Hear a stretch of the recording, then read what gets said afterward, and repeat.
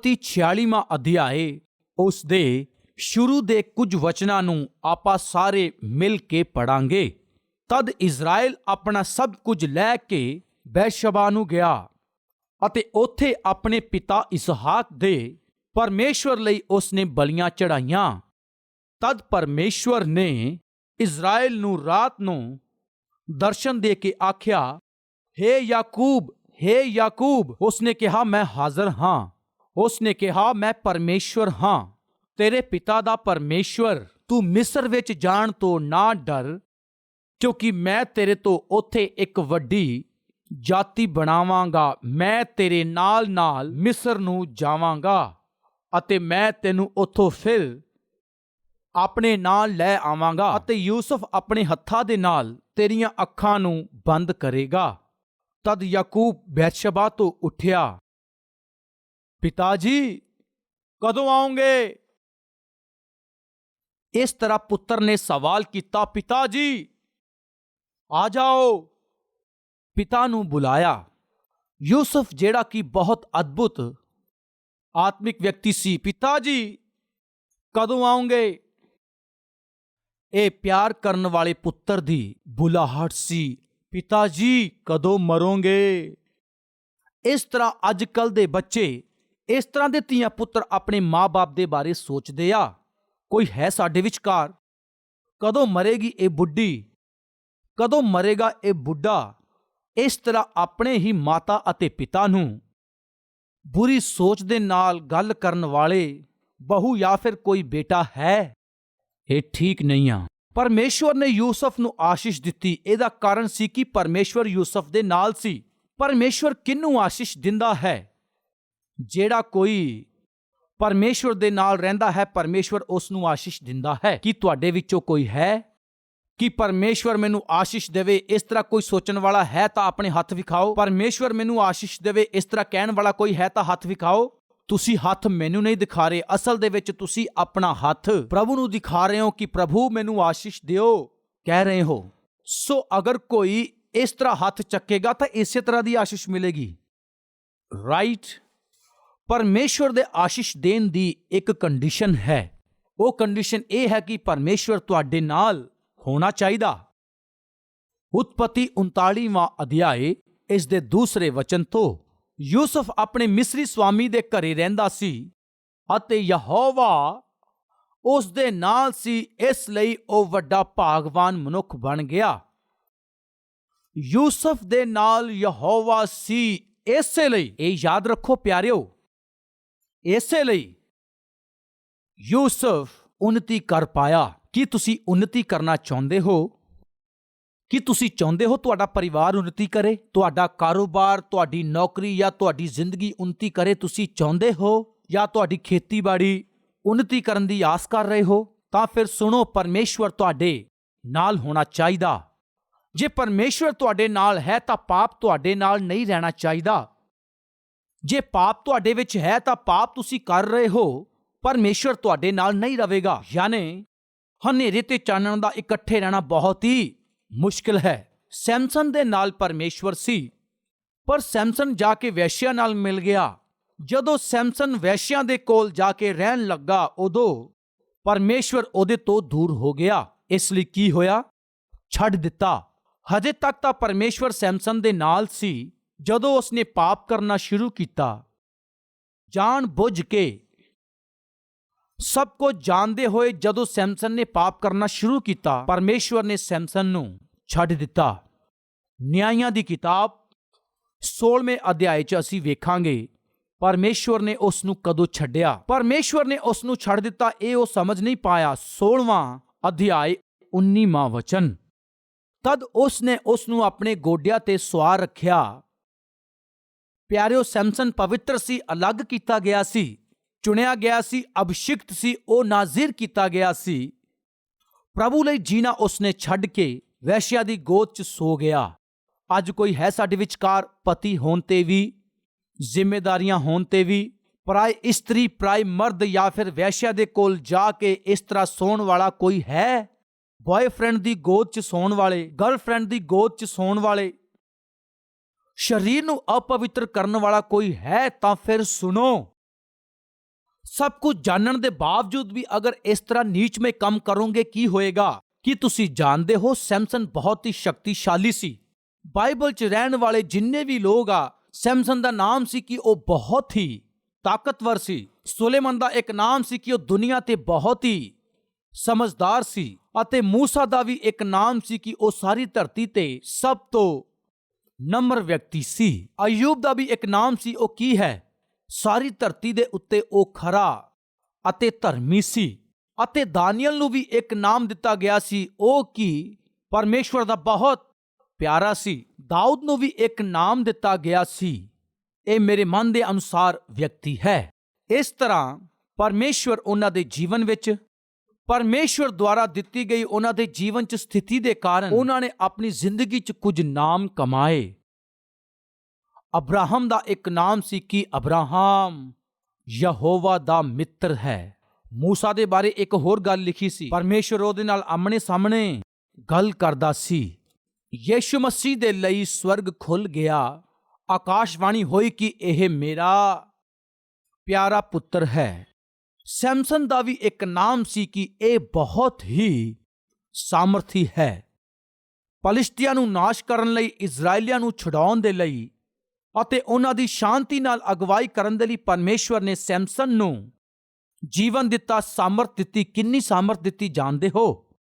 ਉਹ ਗਧੇ ਦੇ ਜਬਾੜੇ ਦੀ ਹੱਡੀ ਨੂੰ ਲੈ ਕੇ ਜਦੋਂ ਪਲਿਸ਼ਤੀਆਂ ਨੇ ਉਹਦੇ ਤੇ ਹਮਲਾ ਕੀਤਾ, ਉਸਨੇ 1000 ਲੋਕ ਮਾਰ ਦਿੱਤੇ। ਤਲਵਾਰ ਅਤੇ ਬਰਸ਼ੀ ਦੇ ਨਾਲ ਨਹੀਂ, ਗਧੇ ਦੀ ਜਬਾੜੀ ਦੀ ਹੱਡੀ ਦੇ ਨਾਲ ਉਸਨੇ 1000 ਫਲਿਸ਼ਤੀਆਂ ਨੂੰ ਮਾਰ ਦਿੱਤਾ।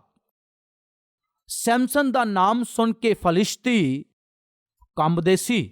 ਐਸਾ ਸੈਮਸਨ ਇੱਕ ਪਾਪ ਦੇ ਅਧੀਨ ਹੋ ਗਿਆ। ਉਹ ਪਾਪ ਕੀ ਸੀ? ਲੜਕੀਆਂ ਦਾ ਚੱਕਰ। ਸੁੰਦਰ ਲੜਕੀ ਦਿਖਣ ਤੇ ਬਸ ਉਹਦੇ ਪੈਰ ਠਹਿਰਦੇ ਨਹੀਂ ਸੀ, ਉਹਦੀਆਂ ਅੱਖਾਂ ਸਥਿਰ ਨਹੀਂ ਰਹਿੰਦੀਆਂ ਸੀ, ਉਹਦਾ ਸਰੀਰ ਕਾਬੂ 'ਚ ਨਹੀਂ ਰਹਿੰਦਾ ਸੀ। ਅੱਜ ਸਾਡੇ ਵਿਚਕਾਰ ਕੋਈ ਹੈ, ਮੈਂ ਸਾਰੀਆਂ ਗੱਲਾਂ 'ਚ ਤਾਂ ਠੀਕ ਰਹਿੰਦਾ ਹਾਂ ਬ੍ਰਦਰ, ਪਰ ਮੈਂ ਇੱਕ ਵਿਸ਼ੇ ਦੇ ਵਿੱਚ, ਉਹ ਕਿਹੜਾ ਵਿਸ਼ੇ ਹੈ? ਉਹੀ ਬ੍ਰਦਰ, ਲੜਕੀਆਂ ਦਾ ਚੱਕਰ। ਸਾਰੇ ਵਿਸ਼ਿਆਂ ਦੇ ਵਿੱਚ ਮੈਂ ਠੀਕ ਹਾਂ, ਪਰ ਇੱਕ ਹੀ ਵਿਸ਼ੇ ਹੈ ਸ਼ਰਾਬ ਦੇ ਬਾਰੇ। ਸਾਰੇ ਵਿਸ਼ਿਆਂ 'ਚ ਮੈਂ ਠੀਕ ਰਹਿੰਦੀ ਹਾਂ, ਪਰ ਇੱਕ ਵਿਸ਼ੇ, ਕਿਹੜਾ? ਸੂਟਾਂ ਦਾ ਵਿਸ਼ੇ। ਕਿੰਨੇ ਵੀ ਸੂਟ ਹੋਵੇ, ਉਹ ਕਲਰ ਨਹੀਂ ਆ ਕਿ ਦੁਨੀਆ ਭਰ ਦੇ ਕਲਰ ਚਾਹੀਦੇ ਆ, ਸਾਰੇ ਕਲਰ ਦੇ ਸੂਟ ਚਾਹੀਦੇ ਹੈ। ਪਤਾ ਨਹੀਂ ਕਿਉਂ ਸ਼ਾਪਿੰਗ ਮਾਲ ਦੇ ਵਿੱਚ ਜਿੰਨੇ ਵੀ ਕਲਰ ਹੋਵੇ ਉਹ ਸਭ ਘਰ 'ਚ ਆ ਜਾਣੇ ਚਾਹੀਦੇ। ਕਿੰਨਾ ਵੀ ਸੋਨਾ ਹੋਵੇ, ਕਿੰਨੇ ਵੀ ਸੂਟ ਹੋਵੇ, ਬਸ ਨਹੀਂ ਕਰਦੇ, ਪਤਾ ਨਹੀਂ ਕਿਉਂ। ਬੁਰੀ ਇੱਛਾ। ਧਿਆਨ ਨਾਲ ਸੁਣੋ, ਸੈਮਸਨ ਲੜਕੀਆਂ ਦੇ ਪਿੱਛੇ ਪੈ ਗਿਆ। ਪਰਮੇਸ਼ਵਰ ਨੇ ਦੇਖਿਆ, ਉਹ ਸਹਿਨ ਨਾ ਕਰ ਸਕਿਆ। ਵੈਸ਼ਿਆਂ ਕੋਲ ਜਾ ਕੇ ਉਹਦੀ ਗੋਦ 'ਚ ਸੋ ਗਿਆ। ਫਿਰ ਕੀ ਹੋਇਆ? ਨਿਆਂਇਆਂ 16:20। ਤਦ ਉਸਨੇ ਕਿਹਾ, ਹੈ ਸੈਮਸਨ, ਫਲਿਸ਼ਤੀ ਤੈਨੂੰ ਮਾਰਨ ਦੀ ਕੋਸ਼ਿਸ਼ ਦੇ ਵਿੱਚ ਹੈ। ਉਹ ਚੌਂਕ ਪਿਆ, ਮੈਂ ਪਹਿਲਾਂ ਦੀ ਤਰ੍ਹਾਂ ਬਾਹਰ ਜਾ ਕੇ ਮਾਰਾਂਗਾ, ਪਰ ਉਹ ਨਹੀਂ ਜਾਣਦਾ ਸੀ ਯਹੋਵਾ ਉਹਦੇ ਕੋਲੋਂ ਦੂਰ ਚਲਾ ਗਿਆ। ਪਰਮੇਸ਼ਵਰ ਨੇ ਛੱਡ ਦਿੱਤਾ। ਜਦੋਂ ਤੱਕ ਪਰਮੇਸ਼ਵਰ ਸੈਮਸਨ ਦੇ ਨਾਲ ਸੀ, ਉਹਦਾ ਕੋਈ ਟਾਕਰਾ ਨਹੀਂ ਕਰ ਸਕਿਆ। ਅੱਜ ਕੋਈ ਸਾਡੇ ਵਿਚਕਾਰ ਹੈ? ਮੈਂ ਸਾਮਰਥੀ ਜੀਵਨ ਜੀਣਾ ਚਾਹੁੰਦਾ ਹਾਂ, ਤਾਕਤਵਰ ਜੀਵਨ ਜੀਣਾ ਚਾਹੁੰਦਾ ਹਾਂ। ਮੈਂ ਕਿਸੇ ਤੋਂ ਨਹੀਂ ਡਰਨਾ ਚਾਹੁੰਦਾ ਹਾਂ।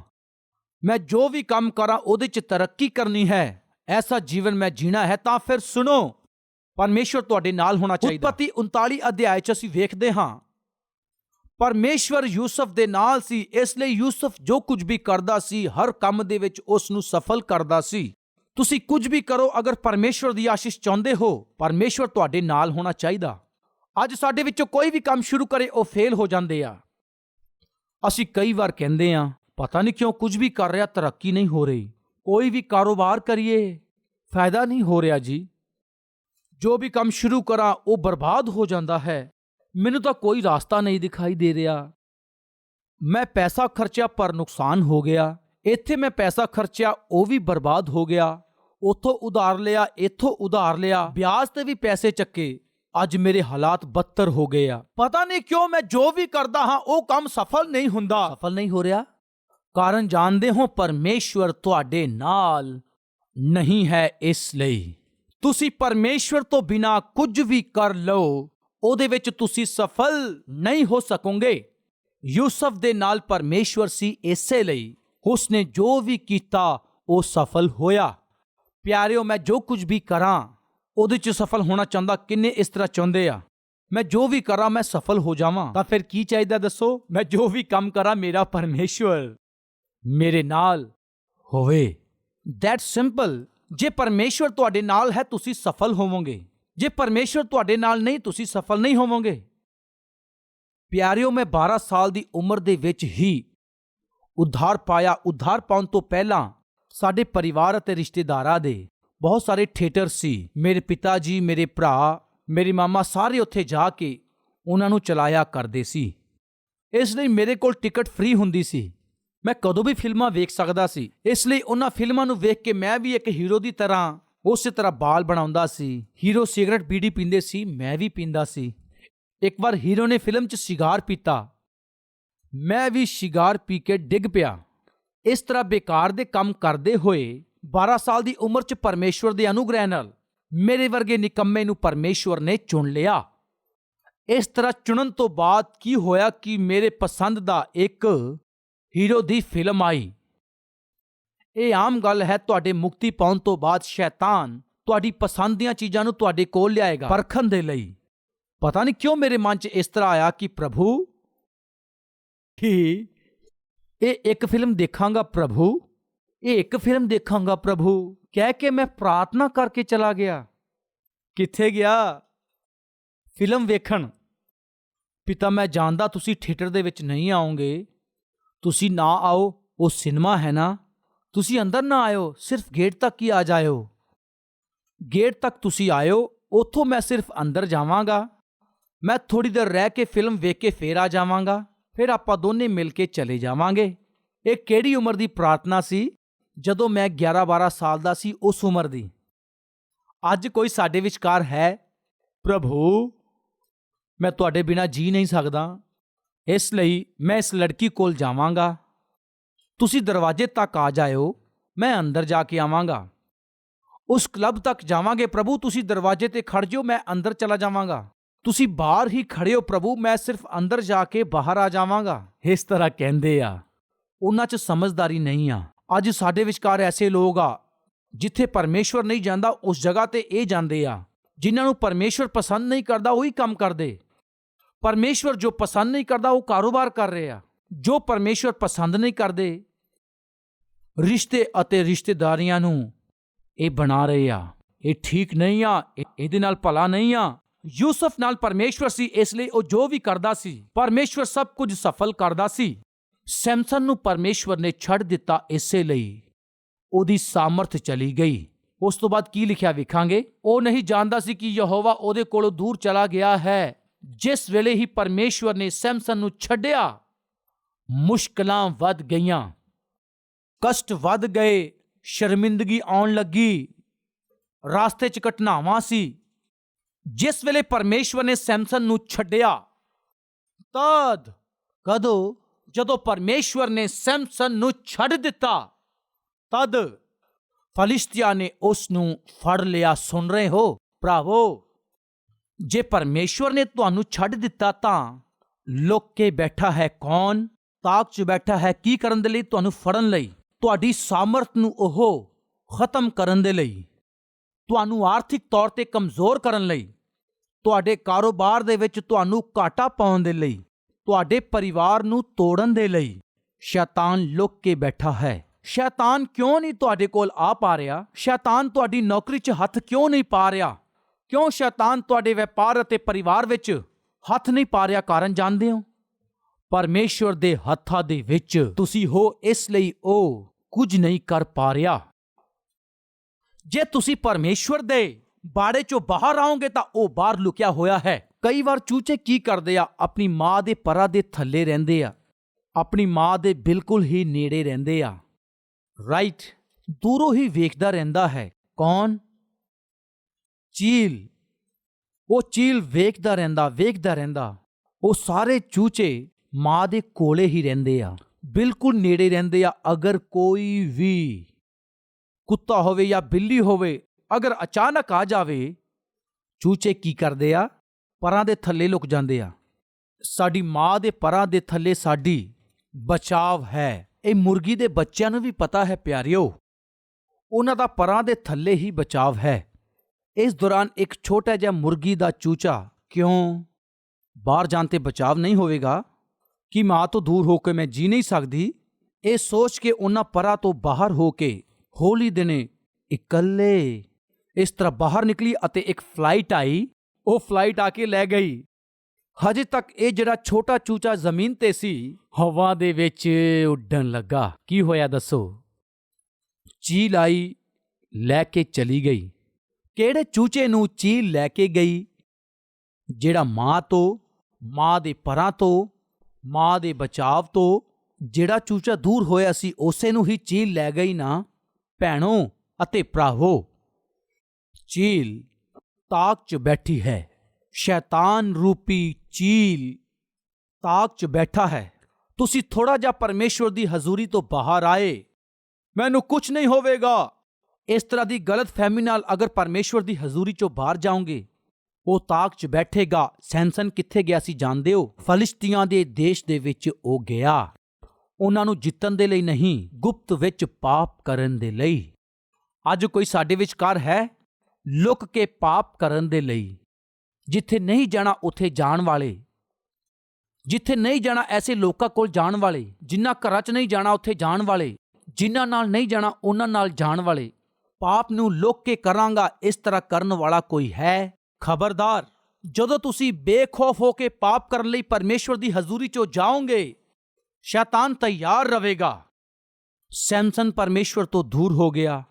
ਅਚਾਨਕ ਫਲਿਸ਼ਤੀ ਲੋਕ ਆ ਗਏ, ਸੈਮਸਨ ਨੂੰ ਫੜ ਲਿਆ। ਇਸੇ ਸੈਮਸਨ ਦੇ ਲਈ ਕੁਝ ਸਮੇਂ ਪਹਿਲਾਂ 1000 ਲੋਕ ਆਏ ਸੀ, ਉਹਨਾਂ ਸਾਰਿਆਂ ਨੂੰ ਮਾਰ ਦਿੱਤਾ। ਅੱਜ ਇਸੇ ਸੈਮਸਨ ਨੂੰ ਜਦੋਂ ਫਲਿਸ਼ਤੀਆਂ ਨੇ ਫੜ ਲਿਆ, ਉਹ ਕੁਝ ਨਹੀਂ ਕਰ ਪਾਇਆ। ਉਹ ਤਗੜਾ ਸੀ, ਲੇਕਿਨ ਪਰਮੇਸ਼ਵਰ ਦੀ ਹਜ਼ੂਰੀ 'ਚੋਂ ਬਾਹਰ ਨਿਕਲਣ ਤੇ ਕਮਜ਼ੋਰ ਹੋ ਗਿਆ। ਅੱਖਾਂ ਕੱਢ ਦਿੱਤੀਆਂ, ਸਰੀਰ ਜ਼ਖਮੀ ਕਰ ਦਿੱਤਾ, ਹੱਥ ਅਤੇ ਪੈਰ ਬੰਨ੍ਹ ਦਿੱਤੇ। ਉਹ ਬੜਾ ਤਾਕਤਵਰ ਸੀ, ਪਰਮੇਸ਼ਵਰ ਤੋਂ ਦੂਰ ਹੋ ਗਿਆ, ਫਿਰ ਕਮਜ਼ੋਰ ਹੋ ਗਿਆ। ਆਖਰ ਦੇ ਵਿੱਚ ਫਲਿਸ਼ਤੀਆਂ ਦੀ ਜ਼ਮੀਨ ਤੇ ਹੀ ਉਹ ਮਾਰਿਆ ਗਿਆ। ਸੱਚ ਤਾਂ ਇਹ ਹੈ ਉਸਨੇ ਆਪਣੇ ਆਪ ਨੂੰ ਮਾਰ ਲਿਆ। ਜ਼ਰੂਰੀ ਹੈ ਕਵਾਂਗੇ, ਦੂਸਰੇ ਦੇਸ਼ਾਂ ਵਿੱਚ ਪਾਪਮਈ ਕੰਮ ਕਰਕੇ ਉਹਨਾਂ ਦੇ ਵਿੱਚ ਜਾਨ ਗਵਾ ਦਿੱਤੀ, ਪਰ ਦੂਜੇ ਦੇਸ਼ ਦੇ ਵਿੱਚ ਪਵਿੱਤਰਤਾਈ ਦੇ ਵਿੱਚ ਚੱਲ ਕੇ ਉਹਨਾਂ ਦੇ ਹੀ ਵਿਚਕਾਰ ਉਹਨਾਂ ਤੇ ਰਾਜ ਕਰਨ ਦੇ ਸਤਰ ਤੱਕ ਪਹੁੰਚ ਗਿਆ। ਪਰਮੇਸ਼ਵਰ ਦੇ ਨਾਲ ਰਹਿਣ ਵਾਲਾ ਯੂਸਫ ਕਿੰਨਾ ਅਦਭੁਤ ਹੈ ਪਿਆਰਿਓ। ਯੂਸਫ ਦੇ ਨਾਲ ਪਰਮੇਸ਼ਵਰ ਸੀ, ਇਸੇ ਲਈ ਦੇਸ਼ ਤੇ ਸ਼ਾਸਨ ਕਰਨ ਲੱਗਾ, ਦੇਸ਼ ਤੇ ਰਾਜ ਕਰਨ ਲੱਗਾ। ਇੰਨਾ ਹੀ ਨਹੀਂ, ਉਸਨੇ ਪੂਰੇ ਪਰਿਵਾਰ ਨੂੰ ਵੀ ਯੂਸਫ ਪਾਲ ਸਕਿਆ। ਪਿਤਾ ਜੀ ਆ ਜਾਓ, ਪਿਤਾ ਜੀ। ਕੇਵਲ ਤੁਸੀਂ ਹੀ ਨਹੀਂ, ਮੇਰੇ ਪੂਰੇ ਭਰਾਵਾਂ ਨੂੰ ਵੀ, ਉਹਨਾਂ ਦੇ ਪਰਿਵਾਰਾਂ ਨੂੰ ਪਾਲਣ ਦੀ ਸ਼ਕਤੀ ਪਰਮੇਸ਼ਵਰ ਨੇ ਮੈਨੂੰ ਦਿੱਤੀ ਹੈ। ਉਹਨਾਂ ਦੀ ਵੀ ਕਾਰੋਬਾਰ ਅਤੇ ਨੌਕਰੀ ਕਰਨ ਦੇ ਵਿੱਚ ਮਦਦ ਕਰਾਂਗਾ। ਇਹ ਨਹੀਂ ਕਹਿ ਰਿਹਾ ਕਿ ਬਿਠਾ ਕੇ ਖਿਲਾਵਾਂਗਾ। ਆਪਣੇ ਸਾਰੇ ਪੁੱਤਰਾਂ ਨੂੰ ਲੈ ਆਓ, ਉਹਨਾਂ ਨੂੰ ਬਿਠਾ ਕੇ ਨਹੀਂ ਖਵਾਵਾਂਗਾ, ਇਸ ਤਰ੍ਹਾਂ ਨਹੀਂ ਕਿਹਾ। ਪਿਤਾ ਜੀ ਤੁਸੀਂ ਆ ਜਾਓ ਅਤੇ ਸਾਰਿਆਂ ਨੂੰ ਨਾਲ ਲੈ ਕੇ ਆਇਓ, ਮੈਂ ਉਹਨਾਂ ਦੀ ਮਦਦ ਕਰਾਂਗਾ। ਉਹ ਜਦੋਂ ਆ ਜਾਣਗੇ, ਉਹਨਾਂ ਨੂੰ ਖੇਤ ਦਿੱਤੇ ਕੰਮ ਕਰਨ ਦੇ ਲਈ ਕਿਹਾ ਅਤੇ ਭੇਡਾਂ ਵੀ ਦਿੱਤੀਆਂ। ਮਿਹਨਤ ਨਾਲ ਕੰਮ ਕਰੋ ਕਿਹਾ, ਪਿਤਾ ਦੀ ਰਾਖੀ ਕਰਨ ਲਈ ਕਿਹਾ। ਜੇ ਪਰਮੇਸ਼ਵਰ ਸਾਡੇ ਨਾਲ ਹੈ ਤਾਂ ਅਸੀਂ ਪਵਿੱਤਰਤਾਈ ਨਾਲ ਜੀਣਾ ਹੈ। ਜੇ ਪਾਪ ਸਾਡੇ ਵਿੱਚ ਹੈ, ਅਸੀਂ ਪਰਮੇਸ਼ਵਰ ਦੀ ਹਜ਼ੂਰੀ ਗਵਾ ਦਾਂਗੇ। ਪਰਮੇਸ਼ਵਰ ਦੀ ਸੰਗਤੀ ਅਗਰ ਚਲੀ ਗਈ, ਸਾਡੇ ਕੋਲ ਜੋ ਕੁਝ ਹੈ ਉਹ ਵੀ ਚਲਾ ਜਾਏਗਾ। ਇਹਦਾ ਉਦਾਹਰਨ ਸੈਮਸਨ ਹੈ। ਪਵਿੱਤਰਤਾਈ ਵਿੱਚ ਜੀਣ ਨਾਲ ਅਸੀਂ ਹੋਰ ਵੀ ਤਰੱਕੀ ਕਰਾਂਗੇ, ਹੋਰ ਵੀ ਆਸ਼ੀਸ਼ ਪਾਵਾਂਗੇ। ਇਹਦਾ ਐਗਜ਼ਾਮਪਲ ਹੈ ਯੂਸਫ। ਸੈਮਸਨ ਆਪਣੇ ਮਾਤਾ ਪਿਤਾ ਨੂੰ ਦੁੱਖ ਦਿੰਦਾ ਸੀ ਪਿਆਰਿਓ। ਉਹਨਾਂ ਦੇ ਪੁੱਤਰ ਦਾ ਉਹਨਾਂ ਤੋਂ ਵੀ ਪਹਿਲਾਂ ਮਰ ਜਾਣਾ ਕਿਹੜੇ ਮਾਂ-ਬਾਪ ਇਹ ਸਹਿ ਸਕਦੇ ਆ? ਸੈਮਸਨ ਜੋ ਮਨਾ ਕੀਤਾ ਉਹੀ ਕੀਤਾ।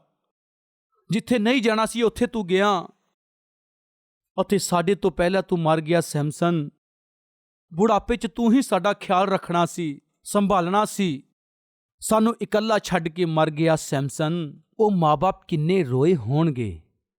ਭੈਣੋ ਤੇ ਭਰਾਵੋ, ਜੇ ਅਸੀਂ ਪਰਮੇਸ਼ਵਰ ਦੀ ਇੱਛਾ ਦੇ ਵਿਰੁੱਧ ਚੱਲਾਂਗੇ, ਆਪਣੇ ਪਰਿਵਾਰ ਨੂੰ ਰੁਲਾਵਾਂਗੇ, ਜੇ ਅਸੀਂ ਪਰਮੇਸ਼ਵਰ ਦੇ ਵਿਰੁੱਧ ਪਾਪਮਈ ਕੰਮਾਂ 'ਚ ਫਸ ਜਾਵਾਂਗੇ, ਸਾਡੇ ਨਾਲ ਜੁੜੀ ਹੋਈ ਪਤਨੀ ਹੋ ਸਕਦੀ ਆ, ਬੱਚੇ ਹੋ ਸਕਦੇ ਆ, ਜਨਮ ਦੇਣ ਵਾਲੇ ਮਾਂ-ਬਾਪ ਹੋ ਸਕਦੇ ਆ, ਅਸੀਂ ਉਹਨਾਂ ਨੂੰ ਰੁਆਵਾਂਗੇ।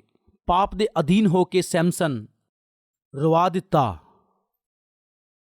ਉਸਨੇ ਆਪਣੇ ਦੇਸ਼ ਦੇ ਲੋਕਾਂ ਦਾ ਸਹਾਰਾ ਬਣਨਾ ਸੀ, ਉਹਨਾਂ ਨੂੰ ਸੰਭਾਲਣਾ ਸੀ, ਉਹਨਾਂ ਦੀ ਰਾਖੀ ਕਰਨੀ ਸੀ, ਉਹਨਾਂ ਨੂੰ ਇਕੱਲਾ ਛੱਡ ਕੇ ਮਰ ਗਿਆ।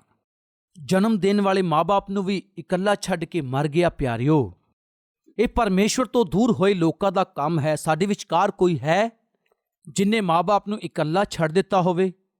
ਉਹ ਆਪਣੀ ਮੌਤ ਮਰਨਗੇ, ਇਸ ਤਰ੍ਹਾਂ ਦੀ ਸੋਚ ਰੱਖਣ ਵਾਲੇ, ਪਤਨੀ ਬੱਚਿਆਂ ਨੂੰ ਇਕੱਲੇ ਛੱਡ ਕੇ ਮਨਮਰਜ਼ੀ ਕਰਨ ਵਾਲਾ ਕੋਈ ਹੈ? ਤੁਸੀਂ ਕੌਣ ਹੈ ਜਾਣਦੇ ਹੋ? ਜਿਹੜੇ ਪਰਮੇਸ਼ਵਰ ਤੋਂ ਦੂਰ ਹੋ ਗਏ ਅਤੇ ਸ਼ੈਤਾਨ ਦੇ ਗੁਲਾਮ ਹੋ ਗਏ। ਪਤੀ ਨੂੰ ਛੱਡ ਕੇ, ਪਤਨੀ ਨੂੰ ਛੱਡ ਕੇ ਮਨਮਰਜ਼ੀ ਨਾਲ ਜੀਣ ਵਾਲੇ ਕੌਣ ਹੈ ਜਾਣਦੇ ਹੋ? ਸ਼ੈਤਾਨ ਦੇ ਹੱਥਾਂ 'ਚ ਗੁਲਾਮ ਬਣ ਕੇ ਜੀਣ ਵਾਲੇ। ਸੈਮਸਨ ਨੇ ਇਹੀ ਕੀਤਾ ਸੀ। ਮਾਂ-ਬਾਪ ਨੂੰ ਰੁਆਇਆ, ਪਰਮੇਸ਼ਵਰ ਨੂੰ ਵੀ ਬਹੁਤ ਰੁਆਇਆ। ਯੂਸਫ ਵੱਲ ਵੇਖੋ, ਉਹ ਪਰਾਏ ਦੇਸ਼ ਵਿੱਚ ਸੀ, ਪਵਿੱਤਰ ਜ਼ਿੰਦਗੀ ਜੀ ਰਿਹਾ ਸੀ, ਪਰਮੇਸ਼ਵਰ ਦੇ ਨਾਲ ਹੀ ਚੱਲਦਾ ਸੀ। ਇੰਨਾ ਹੀ ਨਹੀਂ, ਉਹ ਦੇਸ਼ ਤੇ ਰਾਜ ਕਰਨ ਵਾਲੇ ਅਹੁਦੇ ਤੱਕ ਪਹੁੰਚ ਗਿਆ। ਆਪਣੇ ਪਿਤਾ ਨੂੰ ਆਨੰਦ ਦੇ ਰਿਹਾ ਹੈ ਅਤੇ ਆਪਣੇ ਭਰਾਵਾਂ ਨੂੰ ਵੀ ਸਹਾਰਾ ਦੇ ਰਿਹਾ ਸੀ। ਭੈਣੋ ਅਤੇ ਭਰਾਵੋ, ਤੁਸੀਂ ਵੀ ਇਹੀ ਕਰਨਾ ਹੈ। ਆਪਣੇ ਮਾਂ-ਬਾਪ ਲਈ ਤੁਸੀਂ ਘਮੰਡ ਦਾ ਕਾਰਨ ਬਣਨਾ ਹੈ। ਆਪਣੇ ਭਰਾਵਾਂ ਦੇ ਲਈ ਤੁਸੀਂ ਸਹਾਰਾ ਬਣਨਾ ਹੈ। ਆਸ਼ੀਸ਼ਦਾਇਕ ਜੀਵਨ ਜੀਣਾ ਹੈ।